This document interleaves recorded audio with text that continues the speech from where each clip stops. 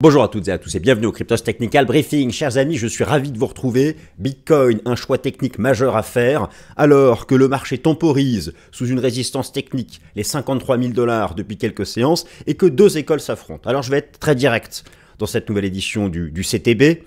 Oui, c'est le petit nom du Cryptos Technical Briefing, j'ai pas fait très compliqué. Bon, première école. Ah oui, j'ai des amis qui se reconnaîtront d'ailleurs. Spéciale dédicace pour eux. Ces amis-là vise 60 000 $ en ligne droite. Ça, c'est la première école. Autant vous dire que je ne suis pas élève de cette première école. Peut-être que j'ai tort. Deuxième école, prendre son temps. Faire des pauses, retracer et proposer, car il y aura encore. Soyez certains qu'avant de rejoindre l'ex-ATH, il y aura encore des phases de correction.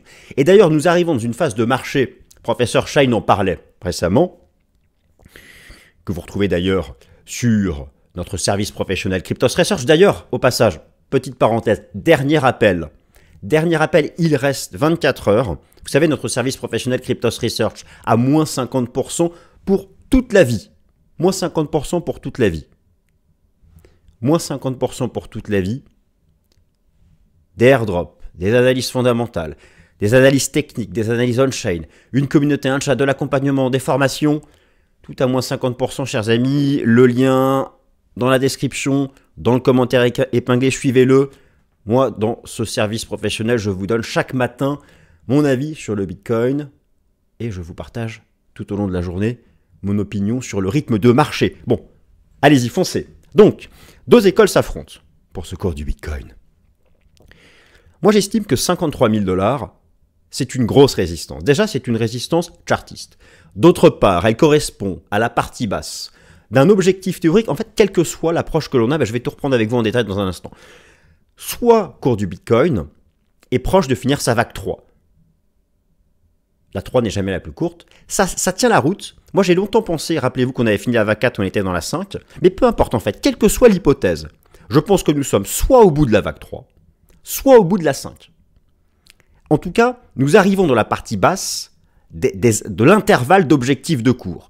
À cela s'ajoute le fait que le marché action US est complètement suracheté, que lui aussi propose des éléments en faveur d'une correction à court terme, mais d'une phase de prise de profit. Le report du pivot de la Fed, la résilience de l'inflation US, les taux d'intérêt du marché en rebond, il y a quand même un certain nombre de choses qui me disent que, voilà, aller en ligne droite à 60 000 $, bon, ça me paraît peu probable. Mais en même temps, c'est peut-être parce que, et justement, ce très cher ami qui se reconnaîtra me dit ça, comme tout le monde attend ce retracement, cette pause, alors, pour bien se positionner, et notamment pour essayer d'attraper ces petites haltes qui, pour certaines, sont toujours à la fête, comme FET, FET qui est toujours à la fête, ou la semaine dernière, la Star, VET, bon, voilà. Mais moi je dis, il y aura encore des opportunités, un market timing. Et un bon market timing, ça passe par des phases de transition latérale. D'ailleurs, Bitcoin, depuis son retournement à la hausse fin 2022, n'a cessé de proposer que des alternances entre des impulsions et parfois de longues phases de transition latérale. Donc voilà, nous allons reprendre tout ça. Mais écoutez, de toute façon, on passe directement au vif du sujet. Trêve de blabla, le Cryptos Technical Briefing. C'est parti, mon kiki. Alors non, je n'enregistre pas. Donc oui. Alors, le secret en crypto, la bonne info au beau moment. Eh oui, chers amis, moins 50%, encore une fois, suivez le lien dans le commentaire épinglé, et dans la description. Cryptos Research, c'est quand même tout ça. C'est pas rien, c'est énorme. Et puis, voilà, moins 50% pour toute la vie, c'est cool. Donc, les ETF Bitcoin Spot ont pris le contrôle du Bitcoin. Et oui, déjà, les ETF sont sacrément puissants, car clairement, c'est eux qui ont porté Bitcoin jusqu'à ce niveau des 53 000 $, avec des inflows maintenant qui sont nets depuis la fin de l'hémorragie Grayscale. Et d'ailleurs, maintenant, ça représente presque, il y a quasiment 5 milliards qui a été investi sur ces ETF. Voilà, ici, vous avez une belle page qui présente toutes ces données. Regardez, sur les séances ici de mi-février, ce ne sont que des net inflows sur le cours du BTC. Et alors que dans un premier temps, on avait des sorties de capitaux de ETF de Grayscale, c'est encore un peu le cas, mais voilà, ça arrive à fond sur les autres. Et en particulier, on a BlackRock qui, jour après jour, se rapproche de Grayscale, même si il y a encore un certain écart. Donc effectivement, de ce point de vue-là, lorsque nous allons entrer, lorsque nous rentrerons dans une phase de pause sur le cours du Bitcoin, et moi j'estime que ces 53 000 $ sont propices à créer cette phase de pause. Alors ensuite, voilà, je vais arriver dans un instant à l'aspect fractal le plus précis, mais il faudra se tourner du côté des ETF, et forcément, dans cette phase de transition latérale, on pourra observer des flux qui se tarailleront de ce côté-là. Mais pour l'instant, ça tient la route. Alors, deuxième élément que je relève, qui me paraît intéressant, je me suis tourné du côté d'une autre mesure, qui cette fois-ci qui n'est pas les ETF, mais qui est la mesure dite de l'open interest. L'open interest sur les contrats futurs et les contrats d'options Bitcoin, qui représentent le nombre total de contrats ouverts sur les options et les contrats futurs Bitcoin. Donc vous avez bien compris que c'est différent des ETF Bitcoin Spot cette fois-ci. Alors oui, certains ETF Bitcoin sont basés sur, sont backés sur des contrats futurs. Donc là, vous avez des données, vous avez notamment donc en vert, vous avez l'histogramme de l'open interest pour les contrats futurs Bitcoin, et nous sommes pas loin, regardez, nous sommes pas loin du record historique. Je pense que arriver au contact de cette... D'ailleurs, ça avait bloqué 2 fois au même moment à l'époque. Hein. Les 2 tests des 70 000 $, 65-70 000 $, c'était un open interest qui arrivait sur ces niveaux-là. Donc attention, là aussi, je pense que ça peut être propice à une phase de prise de bénéfices. Après, effectivement, nous ne sommes pas encore... Clairement, nous ne sommes pas encore dans... Vous savez... les phases de hausse se terminent lorsqu'on arrive dans une grande euphorie. Moi, je m'inquiète pour le marché action. Je vais vous montrer pourquoi je m'inquiète pour le marché action. Parce que le marché action, lui, il est dans une phase d'ultime euphorie. Bon, chers amis, avant d'attaquer l'analyse technique du cours du Bitcoin, il faut absolument que je vous parle d'une toute dernière fonctionnalité crypto-friendly avec NordVPN. Bon, NordVPN, vous avez compris, ça protège toutes vos activités réalisées en ligne, sur Internet, ça assure votre confidentialité, ça masque votre IP, ça protège votre identité. Pour nous, investisseurs en crypto-monnaie, c'est la garantie de ne pas se faire pirater son compte de trading. Typiquement, vous vous connectez n'importe où sur un Wi-Fi public, il y a un risque que quelqu'un accède à votre identifiant, votre mot de passe. Avec NordVPN, ce n'est pas possible. En gros, personne n'ira voler vos crypto-monnaies. Bon, et imaginons tout de même, un pirate, le meilleur des pirates du monde, arrive à accéder à vos données personnelles. De toute façon, il ne pourra pas les utiliser puisque c'est indéchiffrable grâce à NordVPN. Je vous ai aussi parlé de l'application NordPass qui vous permet à la fois de générer des mots de passe archi sécurisés pour votre compte de trading crypto et globalement tous les comptes que vous détenez sur différents exchanges, et c'est aussi un outil de stockage. Très bien. Alors, il faut absolument donc que je vous parle d'une toute dernière fonctionnalité que permet NordVPN. Avec NordVPN, en un clic, en un seul clic, vous pouvez changer de pays. J'entends par là changer de géolocalisation. Et ça peut être hyper pratique. Je prends juste un exemple. Vous partez en voyage. Bon, vous allez dans un pays où il y a beaucoup de pays qui ne sont pas crypto-friendly. Vous allez dans un pays qui n'est pas crypto-friendly. Qu'est-ce qui se passe? Les sites internet liés aux crypto-monnaies peuvent être bloqués. La possibilité de se connecter à son compte de trading peut être impossible. Eh bien, avec NordVPN, vous vous géolocalisez en France et vous pourrez vous connecter à votre compte de trading. Rappelez-vous, à l'époque, en Chine, les mineurs, quand la Chine a interdit les activités de mining, vous savez que certains mineurs, eh oui, sont restés en Chine, simplement en utilisant un VPN pour se connecter à un serveur qui n'était pas basé en Chine. Voilà, donc, ça c'est quand même super pratique. Dernière petite chose avec NordVPN, vous pouvez régler votre abonnement à l'aide de crypto-monnaies avec vos propres crypto-monnaies, Bitcoin, Ether par exemple. Foncez, chers amis, ziotez à nouveau dans la description puisque l'offre des 4 mois d'abonnement offert sur toutes les formules de 2 ans est encore disponible. Merci à tous. Là, vous avez le consensus sur le S&P 500. Le S&P 500 qui teste qui est pas loin des 5100 points. Regardez la situation du S&P 500. Alors, oui, le S&P 500 n'est pas le cours du Bitcoin, mais à un moment ou un autre, il y a de toute façon une corrélation entre les actifs risqués. Et moi, je pense que la situation actuelle du marché action US, et notamment du S&P 500, ne milite pas en faveur d'une hausse en ligne droite en direction des 60 000 $. Bon. Mais, effectivement, sur le marché crypto, lorsque vous regardez le Crypto Fear and Greed Index, nous ne sommes pas encore dans l'extreme greed et il resterait peut-être encore là de la capacité à pousser davantage. Autre élément qui me paraît important, mais cette fois-ci, c'est plutôt une vue de très long terme. Je vous avais fait une vidéo, je crois que j'avais fait une vidéo au moment du dépassement des 32 000 $ à l'époque. Ça fait rêver, on se dit. Alors c'est sûr que lorsqu'on reprend tout le mouvement du cours du Bitcoin depuis le renversement haussier de 2022, moi j'ai toutes les étapes en tête. Tout a commencé alors dans le sillage d'FTX par une divergence haussière. Le nouveau plus bas, suite à la faillite d'FTX, en novembre 2022, était en divergence haussière. Et puis, on n'a rien fait jusqu'à la fin de l'année. Nous avons eu en janvier 2023 les premiers signaux bullish, avec la réintégration des 20 000 $, l'ex-ATH historique. Tout le monde aura en tête les 20 000 $, même si ça reste l'ex-ATH, c'est le prix. Voilà. On l'a réintégré. Il y a eu le pump, il y a eu le trading range à 25, le double test des 25 000 $. Le pump, le dépassement, il y avait un gap à combler à 32 000 $. Bon, voilà. On se souvient un peu de toutes ces étapes-là. Bitcoin a toujours été très propre sur le plan technique. Et je me souviens à ce moment-là, au dépassement des 32 000 $, avoir fait une vidéo expliquant que le marché était dans le déni. C'est-à-dire que la majorité des opinions étaient c'est un bull trap, c'est un rebond dans un bear market, etc., etc. Et puis, la masse des investisseurs particuliers, dont nous sommes tous partis ici, ne s'y intéressait pas. Ça permet de savoir où nous nous situons en termes de maturité dans la tendance.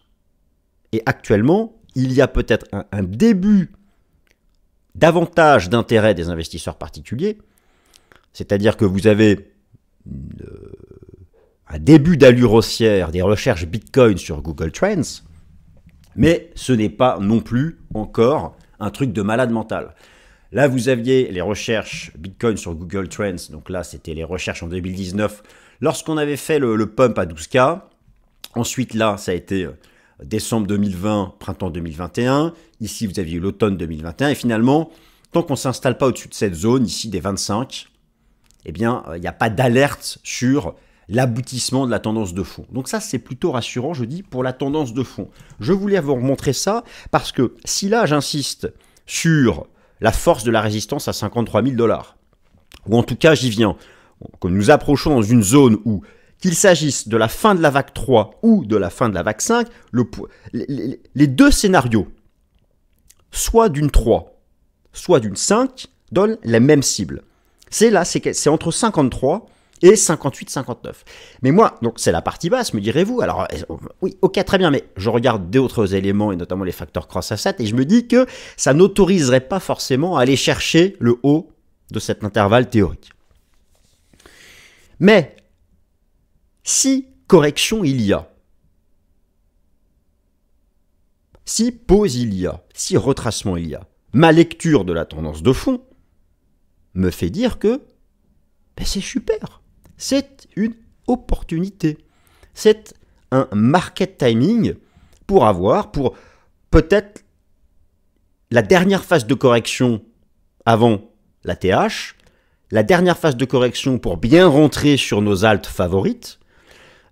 Voilà, donc c'est pour ça, moi je trouve ça très bien de prendre son temps. Et donc c'est pour ça que je m'inscris dans la deuxième école. Rappelez-vous les deux écoles dont j'ai parlé en introduction. Bon, alors, en revanche quoi, je me tourne vers un post que proposait Professeur Shane. Alors, Professeur Shane que vous retrouvez aussi dans la section on-chain de notre service professionnel Cryptost Research, qui est à moins 50% encore pour aujourd'hui. Bon, lui, il nous rappelait quelque chose d'important, c'est qu'en termes de maturité de la tendance, nous arrivons dans une phase haute, c'est-à-dire que voilà, une grande partie des investisseurs sont en gain, une phase avancée du bull market, c'est-à-dire une phase qui, historiquement, a toujours été volatile, c'est-à-dire que dans cette phase-là, nous pouvons encore avoir des corrections de 15 à 30%. Mais ces corrections de 15 à 30% sont des opportunités, car elles sont suivies de puissants rebonds. Et voilà. Donc vous pouvez le suivre sur notre service professionnel pour avoir un suivi permanent. Alors bon, maintenant, voilà, moi j'en viens à cette partie Bitcoin. Le marché a atteint une zone objectif majeure. Je vous rappelle les deux hypothèses. Les deux hypothèses. On va commencer par un petit truc un peu théorique. En fractal, voilà comment se décompose une tendance globale. Dites-vous bien que nous avons commencé ici à 15 000 $. D'accord ? Là, vous avez eu le premier pump à 30. Vous avez eu ensuite une vague 2 entre 25 et 30. Et là, c'est... Voilà. Et soit nous sommes ici, soit nous sommes ici. Ou pas loin d'être ici, ou pas loin d'être ici. C'est le constat que je fais. Alors, on va commencer par le premier scénario dont je vous avais parlé la semaine dernière, qui consiste à dire que le marché aurait déjà terminé sa vague 3, la 1 de 15 à 30, la vague 2 classique en ABC, en flat, la vague 3, et on aurait fait une toute petite 4. En fait, ce qui est dérangeant, c'est que la 4 est particulièrement courte. Mais peu importe, ça reste possible. Nous serions donc de cette fameuse vague 5, et la cible, les cibles, car oui, il y a des cibles, et ce sont des intervalles, c'est basé en fait sur les extensions de Fibo que j'ai placées là. Donc vous projetez en fait, une amplitude des mouvements précédents, il y a des règles bien précises. Donc en général, pour une vague 5, vous prenez soit 0,618 de la 3 au bas de la 4 ou 0,618 du bas de la 1 au top de la 3 au bas de la 4. Ça donne ça comme intervalle. Donc on teste la partie basse et ça correspond à cette résistance chartiste. Maintenant, l'autre hypothèse est que, en fait, nous n'ayons jamais fait la 4. Il est vrai que terminer la 3 ici ferait une vague 3 un peu courte, et surtout une vague 4 un peu courte, et surtout à l'intérieur de la 3, si cette hypothèse est la bonne, que nous sommes toujours encore dans la 3, nous pouvons décompter une 2, une 3, une 4, et donc nous serions dans la 5 de la 3. J'espère que tout le monde me suit. Là aussi, ça signifie que l'aboutissement de la 3 n'est pas loin.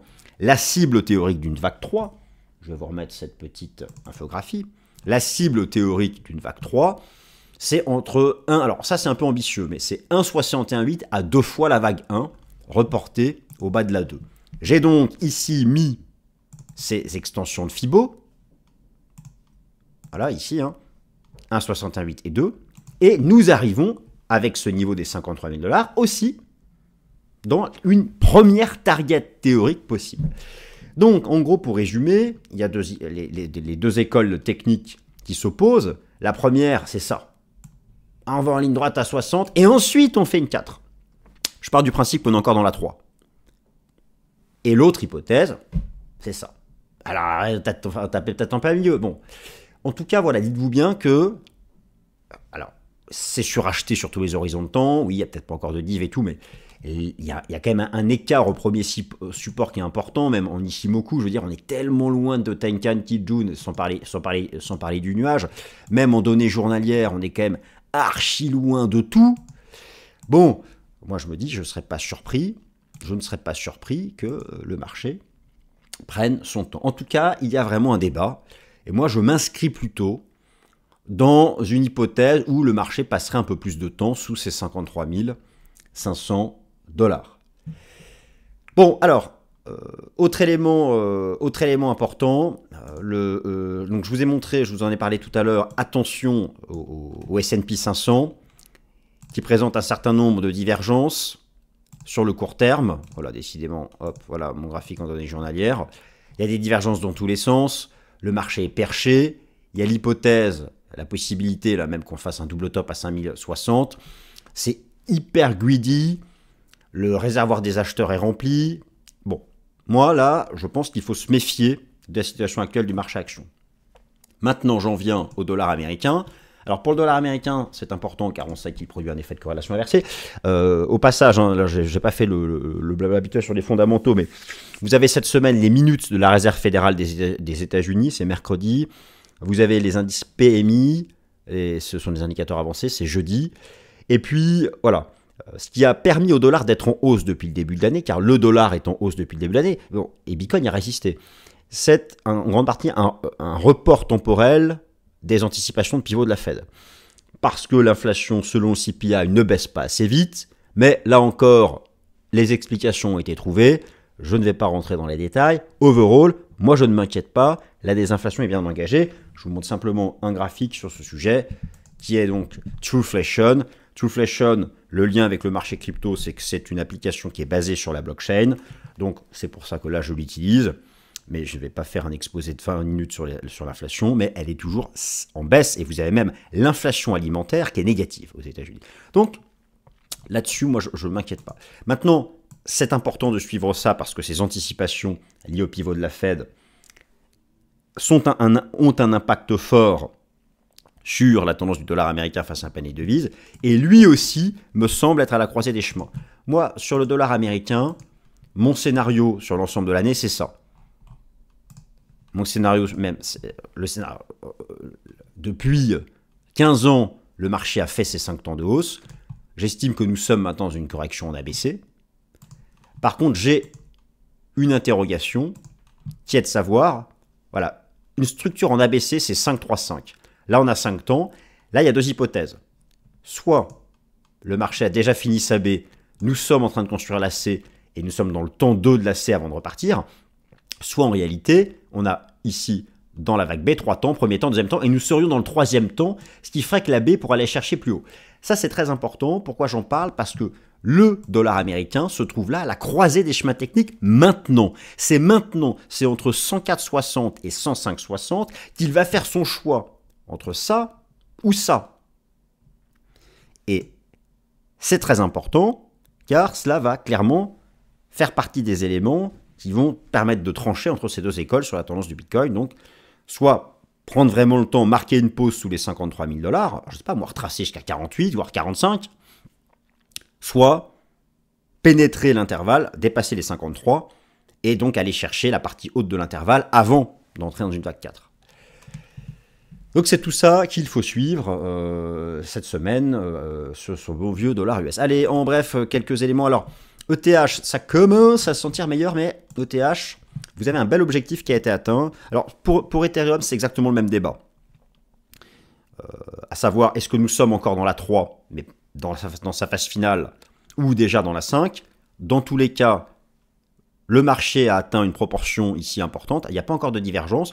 J'ai le sentiment, moi, que TH est en train, petit à petit, enfin, j'espère, de donner corps à mon anticipation. Je mets sous très haute surveillance ETH BTC. Moi, rappelez-vous, mon scénario sur ETH BTC est de considérer qu'ici, le marché propose une accumulation avant, plus tard dans l'année, de proposer une extraction par le haut. Et lorsque je positionne le système Ichimoku sur ETH BTC, ici, vous aviez eu un bull trap, donc c'était mi-janvier, et une réintégration. Et là, potentiellement, cette semaine, une deuxième tentative, mais nous verrons ça à la fin de la semaine. En tout cas, le deuxième breakout, lorsqu'il interviendra de ce couple résistant, ligne de tendance et Kijun, le deuxième breakout, cette fois-ci, ce sera le bon. Et derrière, vous aurez un meilleur comportement relatif d'ETH vis-à-vis de BTC. Donc ça, je continue de le suivre de très près. Maintenant, sur Ethereum, le marché a atteint un niveau de retracement important. Les 50% de retracement du bear market à $2 950, $2 950, $2 975. Là aussi, bon, c'est une zone objectif. Le marché peut marquer une pause. Après, voilà, moi j'estime toujours que la cible théorique du mouvement, de ce que j'estime être ma vague 5, c'est $3 200. Donc, moi, sur Ethereum, les replis, ça se paye. La première zone de support, elle est ici. Voilà. C'est-à-dire que sous ces 2950-75, ça pourrait temporiser un peu. Mais revenir ici, il ne faudra pas être trop ambitieux sur ETH. Je pense que revenir ici, c'est une zone d'entrée pour ensuite aller chercher les $3 200. Voilà, ça c'est mon scénario Ethereum jusqu'au printemps, car c'était quand même le titre de la vidéo. BNB USD, objectif presque atteint. Objectif presque atteint. Je vous remets ici toutes mes cibles. Alors, ma cible, c'était entre 360 et $370. Et le marché a fait $368. Donc, j'ai une belle cible théorique qui a été atteinte. Ça, c'est important de noter. Finalement, le marché est encore dans le haut du range. Alors, ça ronronne. Il y a quelque chose. Mais je ne suis pas certain que le marché ait encore réalisé sa cassure technique haussière, ici, sur le plan chartiste. Mais je pense que cela va venir. Donc là aussi, les phases de pause, les phases de repli, si on a une, sont des opportunités. J'aime de plus en plus la structure que le BNB BTC est en train de prendre. Nous sommes dans une zone basse. On construit ici une figure de renversement à la hausse. Voilà, je vous remonte notamment la structure du RSI sur le BNB BTC. Sortir par le bas de la zone de surachat, c'était l'aboutissement. Sortir par le haut de la zone de survente, c'est le point de départ de quelque chose. Donc je ne serais pas surpris qu'après une phase de pause à court terme, parce qu'une première cible théorique a été atteinte, que nous ayons prochainement une cassure haussière de cette zone de résistance, et c'est vraiment là où la hausse pourra se libérer en direction des 460 dollars. Je termine par un mot rapide sur le token Jupiter. Vous l'avez choisi dans le sondage. Bon, écoutez, il n'y a pas beaucoup d'historique de cours, mais on comprend la logique finalement qui est attendue. Il y a eu une première impulsion, on est dans une phase de transition latérale. Bon, ça me fait penser à ce jeton-là. Voilà, ça fait partie des nouveaux jetons qu'on pumpé, avec une phase de transition latérale qui est tout en haut. Alors, moi, je serais prudent. Effectivement, bon, c'est prudent peut-être eu égard à la situation du marché action, à la situation de BTC. Lorsqu'on regarde celui-ci, une impulsion, on a l'impression qu'on fait une A, une B, une C. Bon, phase de transition latérale avant de repartir. Ici, on a eu une tentative. On voit que finalement, elle a été neutralisée, que le marché n'a pas accéléré.